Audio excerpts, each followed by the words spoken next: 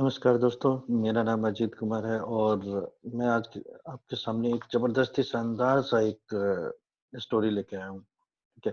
और उससे पहले आपसे रिक्वेस्ट है, अगर आपने इस चैनल को सब्सक्राइब नहीं किया है, तो प्लीज़ इसको सब्सक्राइब कर लीजिए ताकि आपको ऐसे स्टोरी मिलता रहे, ठीक है? तो फ्रेंड्स, आज के स्टोरी का शीर्षक है लास्ट अटेम्प्ट, आखिरी प्रयास, अंतिम प्रयास, ठीक है? एक समय की बात है कि एक राज्य में महाप्रतापी राजा रहते थे। और एक दिन उनके दरबार में विदेशी आगंतुक आए और उन्होंने एक सुंदर सा पत्थर उनको उपहार के रूप में दिया। वो सुंदर सा पत्थर देख के राजा बहुत ही प्रसन्न हुए और उन्होंने अपने महामंत्री को बुला के आदेश दिया कि इस सुंदर से पत्थर को ले जाके भगवान विष्णु की प्रतिमा बनवाओ और इसे हम मंदिर में स्थापित करेंगे। महामंत्री ने राजा के आदेश को सिर आंखों पे लिया और उन्होंने जो उस राज्य का सबसे सर्वश्रेष्ठ मूर्तिकार था, उसको बुलाया और उस पत्थर को सौंप दिया कि इस पत्थर को 7 दिनों के अंदर आपको मूर्ति बनाना है, भगवान विष्णु की मूर्ति बनाना है।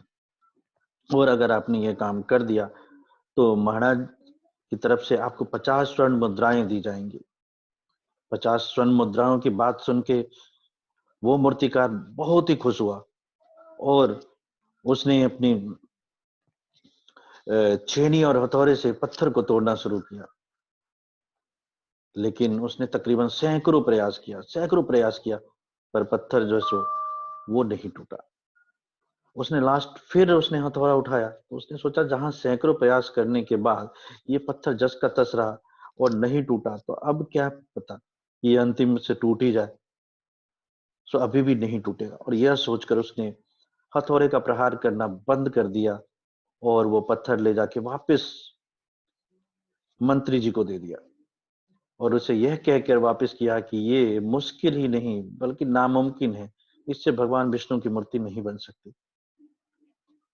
महामंत्री को तो राजा के आदेश का पालन करना ही करना था, इसलिए उन्होंने फिर से अपने राज्य के एक साधारण से मूर्तिकार को वो पत्थर सौंप दिया और उस मूर्तिकार ने एक ही हथौड़ा मारा और वो पत्थर टूट गया।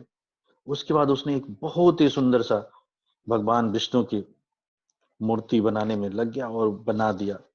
उधर महामंत्री सोचने लगे कि पहले मूर्तिकार काश एक लास्ट थोड़ा और मारता, एक लास्ट प्रयास और करता, शायद वो सफल हो जाता और उसे 50 स्वर्ण की मुद्राएं मिल जाती। फ्रेंड्स, इस छोटी सी स्टोरी में हमें बहुत कुछ सीख मिलता है कि हम भी अपने जीवन में ऐसी परिस्थितियों से दो चार होते रहते हैं।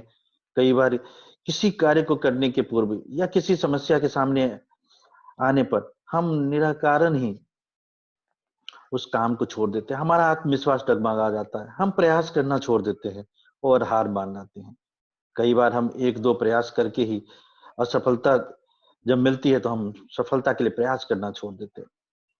जबकि ऐसा भी तो हो सकता है कि कुछ और प्रयास करते तो शायद आपका कार्य पूर्ण हो जाता या उस समस्या का समाधान हो जाता। यदि जीवन में सफलता प्राप्त करनी है ना दोस्तों, बार बार लगातार प्रयास करना पड़ेगा और उस प्रयास को छोड़ना नहीं चाहिए। कब तक? जब तक कि आपको सफलता न मिल जाए। क्या पता आप अपने सफलता से एक ही कदम पीछे थे और आपने अपना कदम रोक लिया।